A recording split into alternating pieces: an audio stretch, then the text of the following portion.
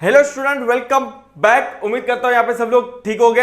यहाँ पे 11th का चैप्टर नंबर 2 चल रहा था, अकाउंट्स, और उसके अंदर अपन ने ऑलरेडी ट्रेडिशनल मेथड जो डबल एंट्रीज के अंदर ट्रेडिशनल अप्रोच जो है वो ऑलरेडी अपन ने क्या किया था, शुरू कर दिया था।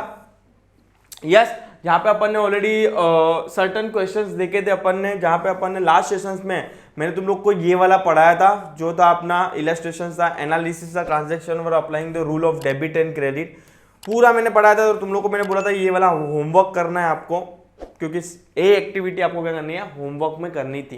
जिन बच्चों ने नहीं की अभी भी कर लीजिए प्लीज बच्चे लोग, जितना तो कर सकते हो। मतलब एटलीस्ट मैं जितना तुम लोग पे बर्डन बहुत कम डालूंगा। मतलब हार्डली जब भी 90% एफर्ट्स मेरे हो गए, ओनली 10% एफर्ट्स आपको करना है, क्योंकि आप 10% तो आप कर ही सकते हो, क्योंकि आपको एग्जाम देनी है, हिरेन सर को एग्जाम नहीं देनी है। तो रिक्वेस्ट है फ्रेंड, जो मैं खाली बोलता हूँ वो आपको क्या करना है, करते जाना है।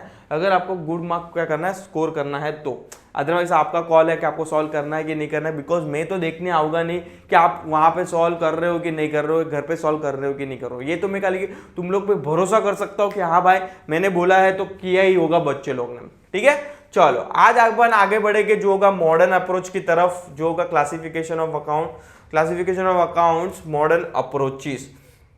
देखते हैं अभी इसके अंदर। फर्स्ट ऑफ ऑल सेशन शुरू करने से पहले जिन बच्चों ने अभी भी चैनल को सब्सक्राइब नहीं किया तो प्लीज बच्चे लोग चैनल को क्या कर लीजिए, सब्सक्राइब कर लीजिए, लाइक कर लीजिए और बेल आइकन पे क्लिक कर दीजिए बॉस, क्योंकि अदरवाइज हिरेन सर के वीडियोस कभी आके निकल जाएंगे, मालूम ही नहीं गिरेगा। इसलिए सब्सक्राइब करना बहुत ज़्यादा ज़रूरी है, और उससे भी ज़्यादा ज़रूरी है कि आपको क्या करना है, शेयर करना है अपने फ्रेंड सर्कल में। बिकॉज आप उतना तो कर ही सकते हो, क्योंकि सबको बेनिफिट मिलना चाहिए फ्री एजुकेशन का। क्यों सब वेस्ट करे पैसा, मतलब कि जो चीज़ें आपको फ्री में मिल रही है। बिकॉज अकाउंट 11th में जो मेन पर्पस होता है क्लास ज्वाइन करने का, जो अकाउंट्स ही हो रहा है, और जो अकाउंट्स आपको फ्री में मिल रहा है, तो क्यों पैसा वेस्ट करो, वो भी डिटेल में। ऐसा भी नहीं कि ऊपर से मैं पढ़ा रहा हूँ और एक क्वेश्चन पढ़ा है, 5 क्वेश्चन आपको होमवर्क दे दिया, नहीं। आपको सब चीज़ें मिलेगी यहाँ पे, डिटेल में मिलेगी। तो now it's your responsibility, share कर देना। उन बच्चे तक पहुँचना है अपने को जिन्होंने क्लासेस ज्वाइन नहीं किया है because of the financial condition. ठीक है, चलो बढ़ते हैं मॉडर्न अप्रोच की तरफ। Classification of account, modern approaches, classification of account. Assets account है, लायबिलिटीज अकाउंट्स है, कैपिटल अकाउंट्स है, रेवेन्यू एंड गेन अकाउंट है, and expenses and loss accounts है। मॉडर्न अप्रोच में और ट्रेडिशनल अप्रोच में कुछ डिफरेंस नहीं है, हल्का सा डिफरेंस है, वो भी मालूम ही नहीं गिरेगा कि भाई ऐसा कुछ भी डिफरेंस है कि नहीं है। ठीक है, असेट्स का आपको भी मालूम है, असेट्स कौन सी होती है। Machinery account is assets account, building, goodwill, furniture, ये सब असेट्स हैं, आपको खुद को भी मालूम है। लायबिलिटीज क्या हो सकती है, creditors, bank overdraft, bank loan, outstanding, expenses is nothing but आपकी क्या है, लायबिलिटीज है। कैपिटल अकाउंट के अंदर आ जाएगा आदित्य का कैपिटल अकाउंट, कोई भी मिस्टर एक्स का कैपिटल अकाउंट, वो क्या हो जाएगा, कैपिटल अकाउंट होगा। Girish account, mister Harilal capital account and Sharma's capital account. आगे बढ़ेंगे इनकम और रेवेन्यू मतलब इनकम एंड गेन्स अकाउंट में आ जाएगा कमीशन मिला, कमीशन रिसीव्ड अकाउंट, डिविडेंड मुझे मिला, dividend received account, rental agreement, rent received, अगर कोई चीज़ें मुझे मिल रही है वो मेरे लिए इनकम है तो किधर जाएगा, ये अकाउंट में हो जाएगा। और इंटरेस्ट रिसीव्ड, इंटरनेशनल बोल रहा हूँ, interest received is nothing but is my income. मतलब ये पूरा मेरा क्या है, इनकम अकाउंट है, नथिंग बट उसको कौन सा अकाउंट बोल सकते हो आप, रेवेन्यू एंड गेन अकाउंट बोल सकते हो। और एक्सपेंस के लिए जो मैं पे आउट कर रहा हूँ, नथिंग बट वेजिस। वेजिस का मतलब क्या होता है, जो लेबर को पे करते हैं डे टू डे बेस पे, उसको बोलते हैं वेजिस बोलते हैं। वो मेरे लिए खर्चा है, एक्सपेंस है। ऑडिट फीस, अगर ऑफकोर्स मेरे बुक्स ऑफ अकाउंट बनाने पड़ेगी, ऑडिटर को ऑडिट फीस पे करनी पड़ेगी। मतलब ऑडिट फीस मतलब चार्टर्ड अकाउंटेंट को क्या करना पड़ता है, ऑडिट फीस पे करना पड़ता है, तो वो मेरे लिए एक्सपेंस हो जाएगा। Loss by fire account is my, समझ के मेरे गुड्स लॉस हो गए, आग लग गई, लॉस हो गए गुड्स, फायर में जल गए, तो वो मेरे लिए खर्चा है, मेरे लिए एक्सपेंस है। प्रिंटिंग एंड स्टेशनरी मेरे लिए क्या है, खर्चा है, एक्सपेंस है। तो this are the nothing but उन लोग ने एग्जांपल्स दिए कि असेट्स के अंदर क्या क्या आएगी, लायबिलिटीज के अंदर क्या क्या आएगी, कैपिटल्स के अंदर क्या क्या आएगी, रेवेन्यू एंड गेन्स के अंदर क्या क्या आएगी, और एक्सपेंस के अंदर क्या क्या आएगी। In the given chart, different types of accounts have been summarized. All accounts are divided into the 5 categories for the purpose of recording of the transaction. सबको बहुत सारे ट्रांजेक्शन देते हैं, बट इन लोग ने ब्रॉडर लेवल पे 5 category में क्या किया है, डिवाइड किया है। पहला है असेट जो अपन ने देखा, लाइबिलिटीज देखी, कैपिटल देखा, एक्सपेंस एंड लोन देखा, एक्सपेंस एंड लॉसेस देखा और रेवेन्यू एंड गेन देखा। 2 fundamental rule to be followed to record the changes in this account. अगर कोई अकाउंट में चेंजेस आ रहा है, मतलब इंक्रीज हो रहा है, डिक्रीज हो रहा है, तो क्या रूल हो गए, क्या डेबिट करना है, क्या क्रेडिट करना है। देखो, for recording the change in asset, अगर आप असेट के अंदर कुछ चेंज कर रहे हो या तो एक्सपेंस के अंदर कुछ चेंज कर रहे हो, तो क्या करना है आपको। Increasing in asset is debited and decreasing in asset credit है। अगर असेट में इंक्रीज हो रहा है, मतलब सर समझा नहीं, वापस से बोलो कैसा। सपोज कि फॉर एग्जांपल मेरे पास 1 लाख की मशीनरी थी और 1 लाख की मशीनरी मैंने क्या की, बाई की, तो ऑफकोर्स इंक्रीज हुआ, उसको मैं डेबिट करूंगा क्योंकि वो मेरे लिए खर्चा हुआ इनडायरेक्टली बोलने जाओ तो। और खर्चा क्या होता है, डेबिट होता है, क्योंकि नॉमिनल का रूल क्या बोलता है, debit all expense and losses. अभी क्या लिखा है, increasing in expense and loss debited and decreasing in expense and loss is credited. अगर मेरा एक्सपेंस बढ़ रहा है तो डेबिट करूंगा, क्योंकि डेबिट का रूल, नॉमिनल का रूल ही बोलता है कि debit all expense and loss और credit all income and gains. तो अगर सपोज कि फॉर एग्जाम्पल मेरा खर्चा कम हो रहा है तो वो मेरे लिए इनकम है, इनडायरेक्टली इनकम है, डायरेक्टली नहीं बोल सकता, इनडायरेक्टली इनकम है, तो मैं क्या करूंगा, क्रेडिट करूंगा। समझ में आ रहा है। अगर मेरा खर्चा क्या हो रहा है, कम हो रहा है, तो ही मैं क्या करूंगा, क्रेडिट करूंगा। अगर खर्चा बढ़ रहा है तो मैं क्या करूंगा, डेबिट करूंगा।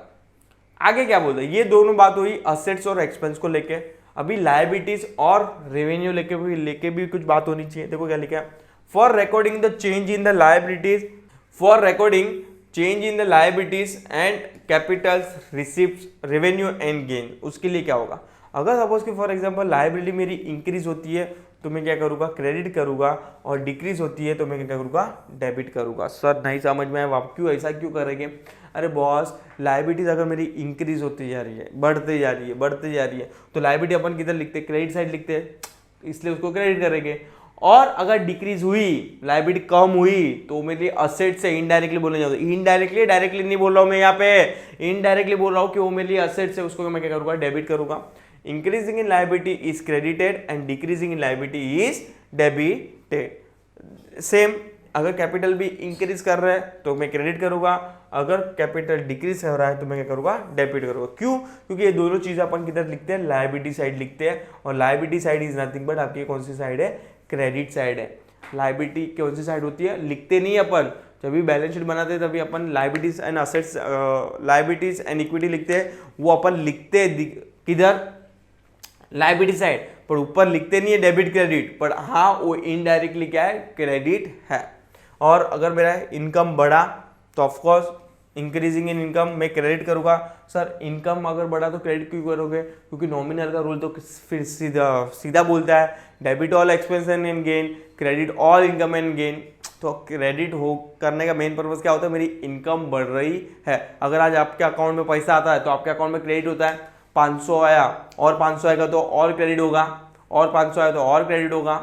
समझ में आ रहा है। तो जितनी इनकम क्या होगी, बढ़ेगी, उतना अमाउंट तेरा क्या होता जाएगा, क्रेडिट होता जाएगा। और जितना आपकी इनकम कम होगी, मतलब खर्चा बढ़ते जाएगा इनडायरेक्टली, उतना ही क्या हो जाएगा, डेबिट होते जाएगा। जितनी इनकम डिक्रीज हुई उतनी। समझ में आया, बहुत बेसिक है, बहुत बेसिक है। इसको अकाउंट्स को जितना बेसिक के फॉर्म में समझोगे उतना बहुत ज़्यादा इजी है आपके लिए। जितना आप अपने आप को फील कराओगे कि अकाउंट्स हार्ड है सर, हार्ड है, हार्ड है, हार्ड है, हार्ड है, तो हार्ड ही लगेगा वो। तो ज़रा भी अकाउंट्स को हार्ड मत प्रेडिक्ट करो, अकाउंट्स इज़ वेरी इजी, समझने की कोशिश करो। आई नो कि भाई there is a new subject, आपको थोड़ी डिफिकल्टी होगी, पर एक बार लूप में आ गए ना बॉस, तो अकाउंट जैसा सब्जेक्ट कोई नहीं है। जो अकाउंट एक ऐसा सब्जेक्ट है जो आपको 90 पार ला सकता है और परसेंटेज वाइज डायरेक्ट हाइट देगा। तो अकाउंट्स एक होल एंड सोल सब्जेक्ट है कि जो आपको 90% मतलब 90 स्कोर कर सकते हैं, 90 प्लस 92, 95, 99 भी स्कोर कर सकते हो अकाउंट्स में। बट वो डिपेंड करता है कि आप कैसे ट्रीट करते हो अकाउंट्स को। ठीक है, चलो आगे बढ़ेंगे। तो वो जो अपन ने पढ़ा था लास्ट सेशन में, ऐसा टाइप का ही कुछ यहाँ पे दिख रहा है, analysis of transaction by applying the rule of debit and credit. But यहाँ पे है मॉडर्न अप्रोच, कुछ मॉडर्न नहीं, सब नॉर्मली है, कुछ ऐसा नहीं पड़ा। यहाँ पे जो ट्रांजेक्शन दिखेगा वो इंक्रीजिंग एंड डिक्रीजिंग वाले दिखेगी, इसलिए इसको क्या बोला है, मॉडर्न अप्रोच बोला है। लेट्स सी क्या है इसके अंदर ट्रांजेक्शन, डिस्कस करेंगे। Sanjay commences the business with the cash, ये तो अपन ने पहले भी पढ़ा था ट्रेडिशनल अप्रोच में कि भाई संजय क्या दे रहा है, कैश ला रहा है, तो कैश इज कम्स इन, और बिजनेस प्रोपराइटर को क्या करेंगे, प्रोपराइटर मतलब Sanjay is a giver, debit the receiver, credit the giver, तो Sanjay is a giver of the capital. तो यहाँ पे दो अकाउंट कौन से हैं, cash account and capital account. Cash is a nothing but आपका ये कैटेगरी एक ऐड हो चुकी है यहाँ पे मॉडर्न अप्रोच के फॉर्म में, जो ट्रेडिशन में नहीं था। Cash is a assets account और capital is a capital account. बाद में अगर कैश इंक्रीजिंग इन असेट्स हो रहा है, कैश बढ़ रहा है ना कैपिटल के अंदर, बिजनेस के अंदर पैसा आएगा तो कैश बढ़ेगा, increasing in asset and increasing in capital. अगर इंक्रीजिंग इन असेट्स है नथिंग बट आपका ये अकाउंट अभी जो नॉर्मल ट्रेडिशन में पढ़ रहे थे अपन कि कैश को अपन डेबिट करते थे, अकाउंट्स को अपन क्या करेंगे, कैपिटल अकाउंट्स को अपन क्या करते थे, क्रेडिट करते थे। तो ये जो दो फंडा है जो नया अप्लाइड हुआ है, नया ऐड हुआ है, अदरवाइज जो ट्रेडिशन में था वही इन लोग ने क्या किया, प्रॉपर पूरा चार्ट दिया है। देखो चार्ट सेम ही है, कुछ अलग नहीं है। नेक्स्ट देखेंगे rent paid cash 5000 to Amol, 5,000 रुपया अमल को एज अ रेंट पेड किया, पे मतलब कैश जाएगा, और रेंट इज अ एक्सपेंस, ठीक है। तो यहाँ पे rent is a expense and cash is goes out. Rent account and cash account, rent is a कौन सा अकाउंट है, एक्सपेंस अकाउंट है, cash is a assets account है। इंक्रीजिंग इन एक्सपेंस और increasing in assets. Rent account को debit इसलिए किया कि rent is a nominal account, nominal का रूल क्लियरली बोलता है कि debit all expense and loss, और कैश को क्रेडिट इसलिए किया कि cash is a real account, cash का रियल अकाउंट क्या बोलता है, debit what comes in, credit was goes out. यहाँ से रेंट पे हो रहा है तो पैसा जा रहा है कंपनी से, तो इसलिए इसको क्या किया है, क्रेडिट किया है। नेक्स्ट बोलते हैं withdraw cash from bank 10,000 for office use. Office use के लिए अपन ने क्या किया,